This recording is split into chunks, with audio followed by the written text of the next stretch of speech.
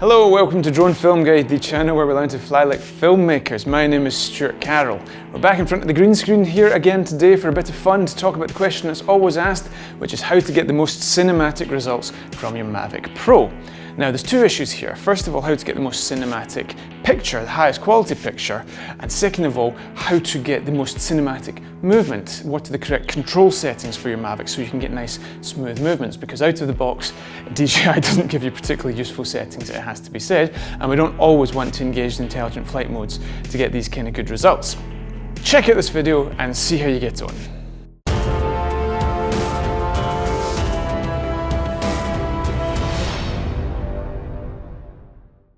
So the first option you have is what kind of resolution and what kind of frame rate you want to have. There's been quite a lot of discussion as to whether 4K or 2.7K is the way forward, the idea being that 2.7K has a higher bit rate and therefore a better picture quality, that you can grade better in post and fewer artifacts and all that kind of stuff. We did our own tests running now. You can see, I have to say, we concluded that 4K is the best. We didn't notice any difference in quality between the 4K and the 2.7K beyond the fact that 4K actually has higher resolution, so it's a better picture and more usable in post because we like to crop quite a lot and do things like that. We didn't notice any difference in the artifacts, blah, blah, blah, blah, blah. So we would just go with 4K. Let's not overcomplicate matters. The second thing that surprised us sometimes is that we see people talking about higher frame rates being a better frame rate. This is absolutely not the case. The only time you want a higher frame rate is if you're going to slow it down and have a slow motion shot. In Europe, we have it set to 25 frames per second. In the US, you're looking at 24 frames per second. This is the Hollywood standard. You want the motion blur that the eye is accustomed to, and for that reason you set it on 25 frames per second in Europe and 24 in the US. White balance, never set it to auto, otherwise you're going to see the white balance change during your shots. Pick either one of the presets, sunny, cloudy, or dial in your own custom Kelvin temperature, doesn't really matter, but either way, never set it to auto. Style and color. What a can of worms this has been in the last 6 months or so. Okay, so here's our answer. Put it on decine-like and put your sharpness, saturation, and contrast to -1. Now, the reason I say that is because we did quite a comprehensive video already on this, and this was our conclusion.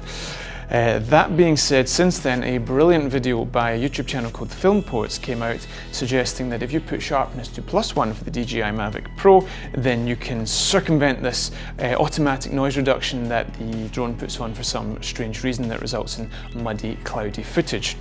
We haven't tested any of that, but check out their video and do what they say. Anyway, a couple of ways of looking at it, but most importantly, we would stay away from D-Log. It's impossible to color grade. Decine-like gives us tons of flexibility, as you can see, and that is what we suggest. Should you have auto or manual exposure? Interesting question. The exposure, just to clarify, it's a combination of three things: your ISO, your f-stop, which is your aperture, and your shutter speed. The aperture is fixed on these cameras, so we're talking about ISO and shutter. Do you want to be controlling them manually or not? We would have always said in the past, absolutely yes, you want to control it manually. We did some tests on the Phantom 4, and on the auto exposure you could see the kind of stepping as the settings were changing in the camera. It wasn't a smooth transition as we went from a dark image to a bright image just to try and test the change in the exposure. Didn't like it at all. We then did the tests up north with the Mavic Pro, and it was a much smoother change. So I thought, that's really cool. Maybe you should have it on auto exposure. It would help you out. The thing is though, if you don't have a dramatic change in exposure like in this shot, it's difficult to expose correctly. In auto exposure, the sky has no detail in it and we couldn't recover it in post. If you go into manual settings, however, you can expose for the sky, the land's maybe a little bit dark, but we're able to bring that back in post with some color correction like this and get a nice balanced image. Now, of course, you can use the EV compensation in auto exposure to change your exposure as you wish, but it seems like an unnecessary step to us for shots that don't have vast changes in exposure from the start to the end of the shot. At the end of the day, generally speaking, you don't want to see the exposure change during the shot unless you have a specific shot that you have in mind. Maybe you're flying inside and you're going to fly outside and you need the in-camera settings to change your exposure for you. So we would recommend, as with your white balance, always set it to manual. ISO, the sensitivity of the camera to light, you always want that set as low as you can get away with. On fancy cameras you can get away with cranking the ISO up and you get better images in a dark situation. You don't really want to be doing that on the Mavic in particular, especially with this whole kind of 3D noise reduction issue, which is just awful when it kicks in. Keep it on 100. Shutter speed. Well, if we can't control the aperture and we're telling you you have to set the ISO to 100 at all times, the third lever to pull for correcting your manual exposure is to change your shutter. Now, convention dictates that your shutter speed to get the correct motion blur should be double, in inverted commas, the frame rate. So if your frame rate is 25 frames per second, your shutter should be 1/50th. This is all well and good, but in reality, to achieve this on the Mavic, I should say, you need to use ND filters. Well, ND filters are fine, they're very useful and they do give you the correct kind of motion blur, but in all honesty, for many of us who are filming landscapes, there's not really a huge amount of motion in the shot, so it doesn't really matter what the blur looks like at the end of the day. So don't get too caught up in filters. We'll do another video on filters. For now, if you don't have filters, 99.9% of the time it's not really going to matter, so just control your exposure by changing your shutter speed. So now we know how to set our manual exposure. How do we know what our exposure should be?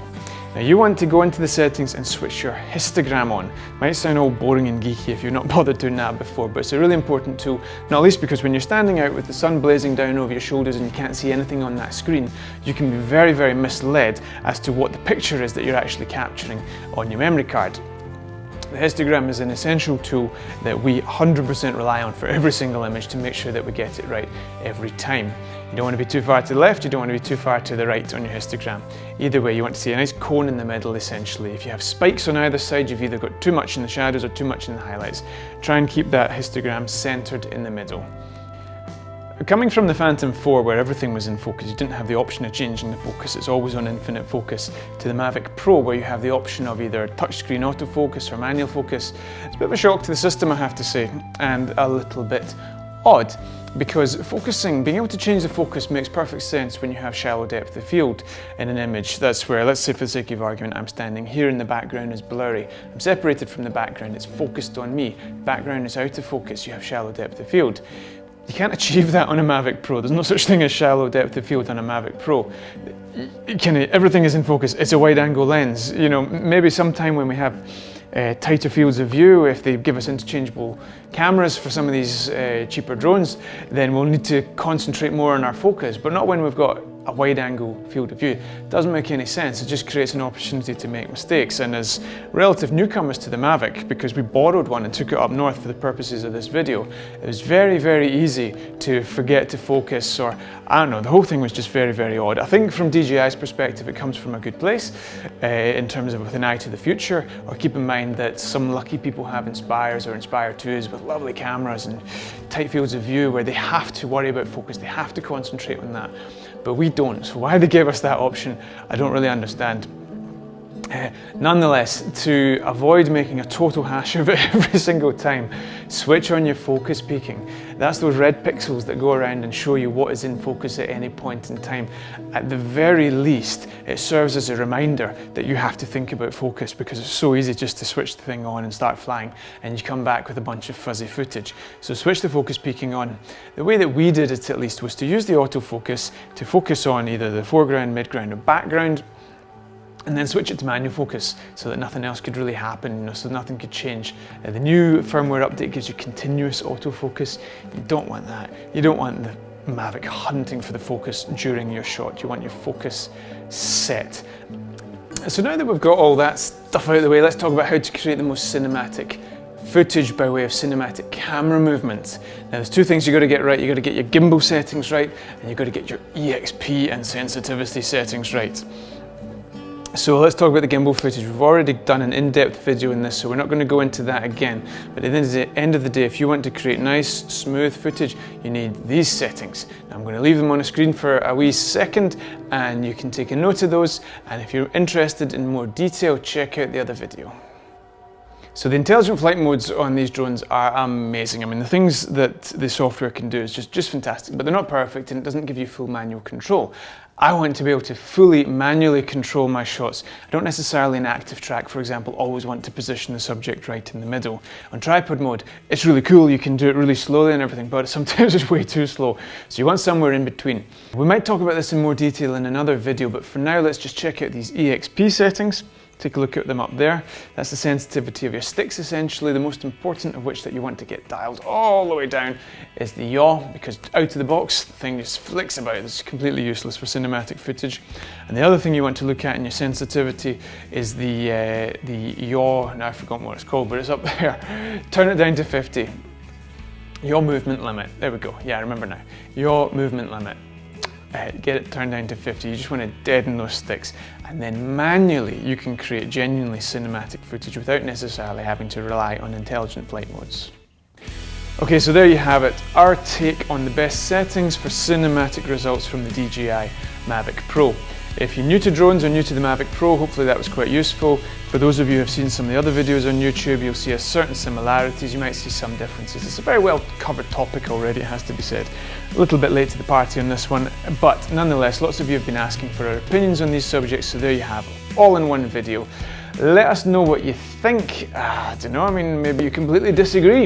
It's just our take on it. We've been flying these drones for 3 years now commercially in the UK, CAA licensed and all that kind of stuff. So that's the best results that we get from the Mavic Pro. It's an amazing piece of kit, but I have to say we're looking forward to some future developments, and maybe in terms of the focusing system, certainly. And maybe they're going to give us interchangeable lenses at some point. That'd be kind of cool. Shallower depth of field with narrower fields of view, that'd be nice. Who knows? Keep in touch and we'll see you next time on Drone Film Guide.